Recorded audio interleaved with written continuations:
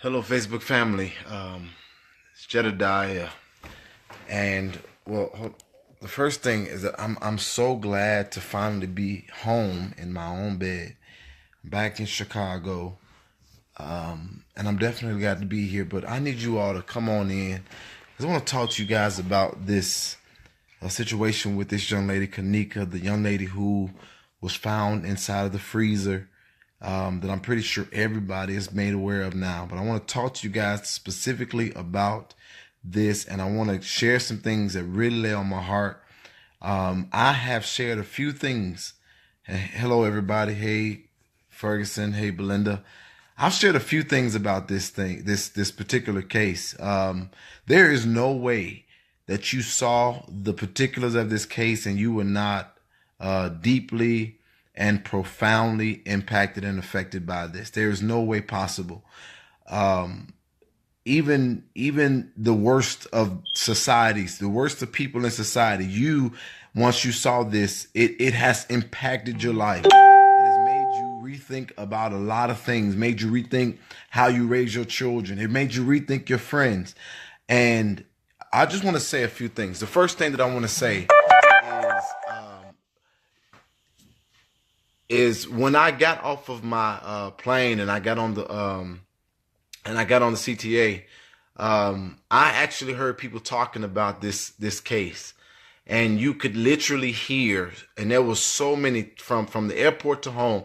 There were so many different perspectives that came out of this. But the first thing that I want to say is that my heart is completely broken for this family, and I'm really, really, really hoping that they get the justice that they definitely deserve. And I declared that Kanika is going to get the justice that she deserves. And one of the biggest tools by which we've been able to follow this and keep a handle on this has been social media. And so I want to talk to you guys about a few things that I've seen, and I'm trying to do this in the way that I'm thinking about it. But I want us to have this dialogue, and I want you all to share this, because I got to get these messages out to our people as best I can. Number one, whenever there's something that's going on in society and it is shared on social media, I need y'all to understand that we have to stop assuming everybody else's motive, and when we don't, and just pay attention to what yours is. It's so many fingers that's being pointed at what everybody else is doing that we're getting away from the girl and the fact of what happened. And while we are, and I'm saying we because because it's all of us. When one of us look bad, we all look bad, and that's just being honest. But there's so many people saying people are chasing clout, or people are trying to be detectives. We're making fun of everything else.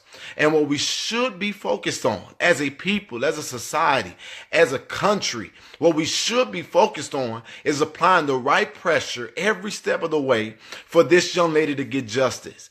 And what y'all don't understand is that when society, or what we don't seem to understand, is that when society puts pressure on an issue, the powers that be and the decision makers, they move, because they cannot ignore it, because it is what everybody is talking about and paying attention to. And there is no other thing that matters in this more than finding out what legitimately happened to this young girl and making sure that she gets justice. So every single individual that have ridiculed the people of the internet for applying pressure, now mind you, yeah, no doubt, people have gone too far. People have started making jokes. People have put out all kinds of scenarios. But at the end of the day, let me tell you something. When you have a family, and I'm going to tell you this as an individual that have responded to so many senseless shooters in Chicago.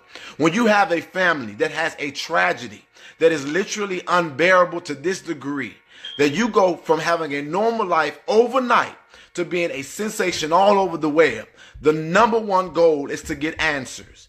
So when you want answers, you want help, and a lot of times the authorities will not provide an answer. So I'm going to say, good job for everybody that found every post, that found every video, that found every page before things were taken down, because now it is locked inside of cyberspace. But then putting on all of this extra commentary and putting on all these different perspectives is where we begin to see damage being done. And when people start making up false pages and false storylines, then that's when damage is done.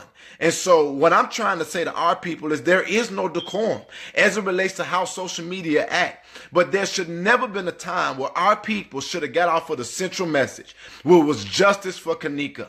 And then the second thing is we're already divided enough.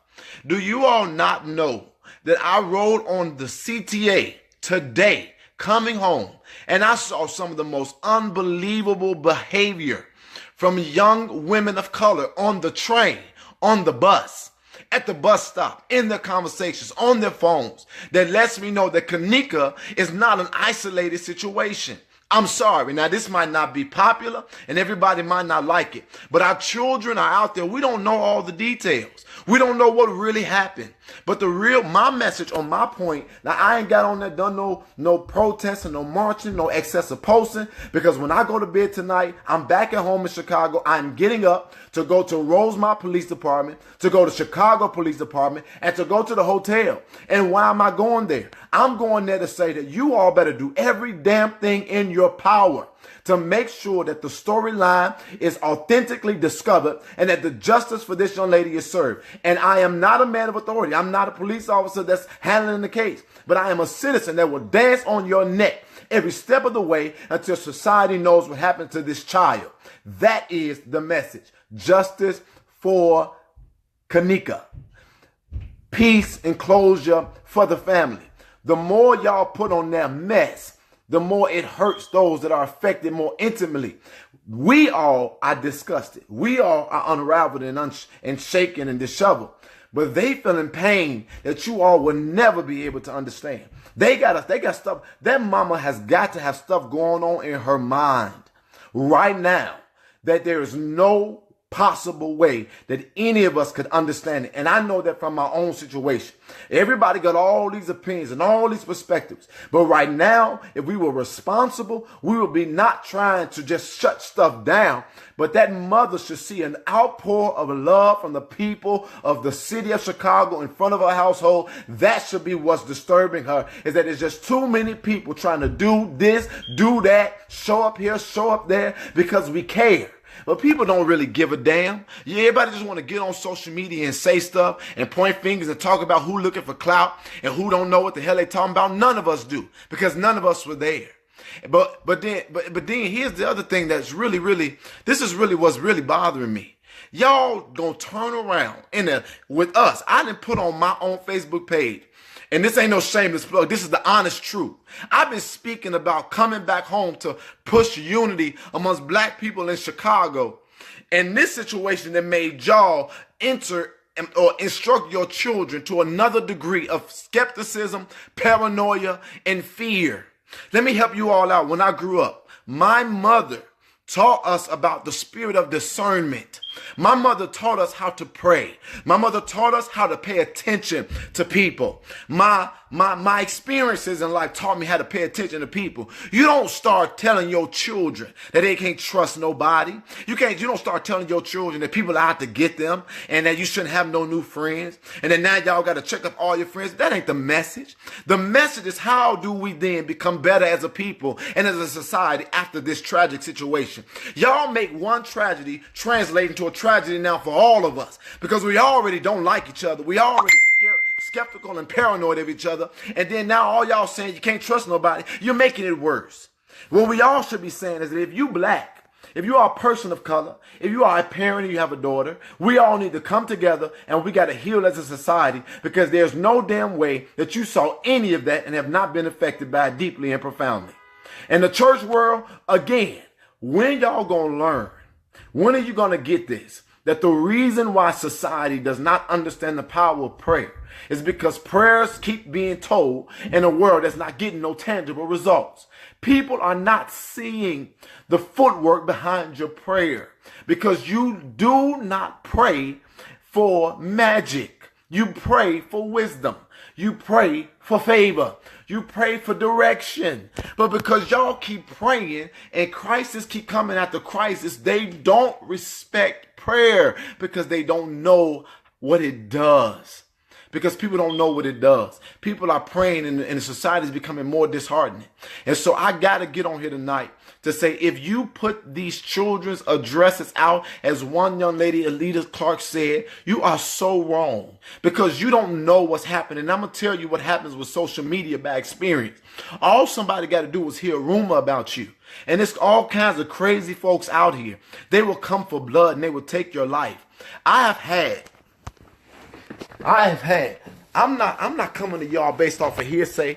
I'm telling y'all this as something that I know. But I've had things that have been rumored that I know in my heart would never be true.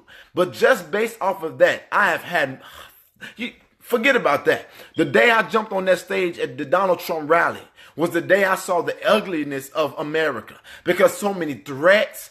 It was people coming to my job. It was people looking for my family members. It was people posting my personal information. And then most of America talking about some, how bad Donald of a president they think Donald Trump is. And half of them people now then send me other messages saying, I'm so sorry and I'm so glad that you jumped on that stage at the Donald Trump rally and I didn't understand. You understand what I'm saying? Social media is killing us, because let me help you all out. There is two powers in your tongue. It is the power of life and it's the power of death.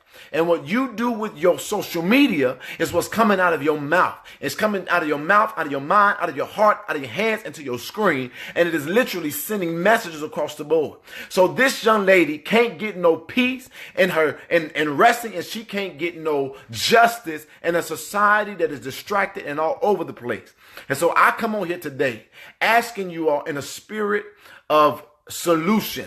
I'm asking you all to stop worrying about what every damn body else is doing with their page. If they're looking for clout, it will be exposed. If they're looking to be seen, it'll be exposed, because you know what you can't do? You can't fake who you are, and you can't fake who you're not. And eventually, who you are is going to come out, and who you're not is not going to be there. Do you get that? So I don't worry about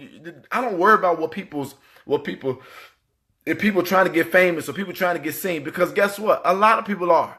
But I thank God for discernment, because I can see through fake stuff, because I live my life in real prayer. Prayer to say, God, don't allow the veil to be over my eyes or my ears to be so dull that I cannot hear the spirit that's operating in the individual. And then when you all do that as a society, I guarantee you, we're going to start winning battle after battle after battle. And this young lady, Kanika, is an example. And this is what I believe firmly in my heart. I believe that if God called you to change or affect a region, you're going to do that, even if it's in your grade. And can't nobody tell me that Kanika situation, as tragic as it is, does not have a possibility to take us further as a society. And so what do I mean by that? I'm saying that what this situation with Kanika ought to really do is make us start going to grab our girls in society and making sure that they got everything that they need, so that they don't end up like this young lady has ended up. This should be the time when the older woman supposed to pull up her damn britches and go get the younger woman. This is the time where a race of people was supposed to come together and go find this mother and love her to healing. This was the time when the church was supposed to come outside of the goddamn four walls and was supposed to show up and put pressure on the police, put pressure on the hotel, not getting in the way of the investigator trying to be the investigator, but saying y'all better turn over every stone and y'all better do everything you're supposed to do to make sure that justice is served. This was the time when those young girls who was there should have been pulled down, and they should have been sat down, and they should have been demanded to tell everything that they know. Their family members should be uncomfortable, not because of threats, but because they need to understand that society is not going to let this be acceptable. But young girls across this city ought to be feeling like they're loved, and we ought to have seen the 911 state of emergency that we're in. The young girls, and I'm saying this because I don't know if it's true, but I was given some information that I have not substantiated, but that would suggest that there was some trouble a long time ago. And I don't know if it's true or not. And I'm saying that on the record. I don't know if it's true or not. But what I'm saying is that there may be lifestyles that were lived that could have had better intervention before it got to this stage that we're in now. So we may not be able to save Kanika's life, but we can damn near make sure that she gets justice. But I'm gonna tell you this: from the plane to CTA to my bed, I seen Kanika, and I seen a replica of every single girl that was in the hotel, all up and down the streets of Chicago. I heard the conversations. I seen the activity. I saw how they was looking. I saw the baby strollers. I saw them. I saw all kinds of stuff. I seen a girl cuss. I seen a girl speak so vile on the train. I was just literally appalled that this was a girl, a real girl. And so I'm asking for those of you all who give a damn about anything that I got to say, that y'all cut this madness out and that you guys get us back on point. Get us where we need to be, because nobody's going to care for us if we don't start caring for ourselves. How the hell did the iPhone X become more important? How did the iPhone being released become more important to black folks than the fact that this girl still don't have justice? How did my timeline get replaced with trying to figure out what we can do to help this situation for this young lady, to who can afford the goddamn iPhone X? And you think for 1 minute, me coming back to Chicago, that I feel bad if y'all don't respond to calls of unity? You think that I feel bad for 1 second if y'all don't want to pull y'all resources and your money together? You think I feel bad if white people and other races still don't respect us? Hell no, I don't, and I won't. You think I'm upset if you don't want to support efforts of people that are advocates? No, I'm not, because you're sick and you're messed up, and somebody needs to get on here and tell the truth.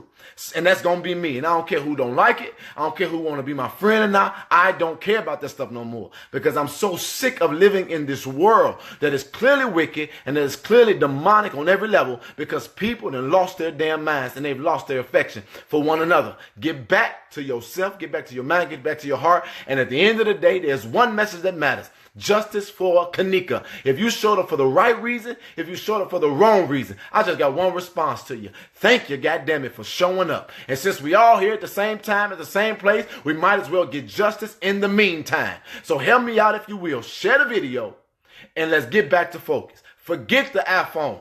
I promise y'all, the iPhone gonna be here.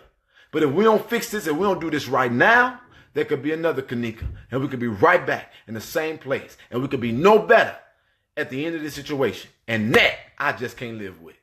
I love y'all, Chicago. Share the message. Peace.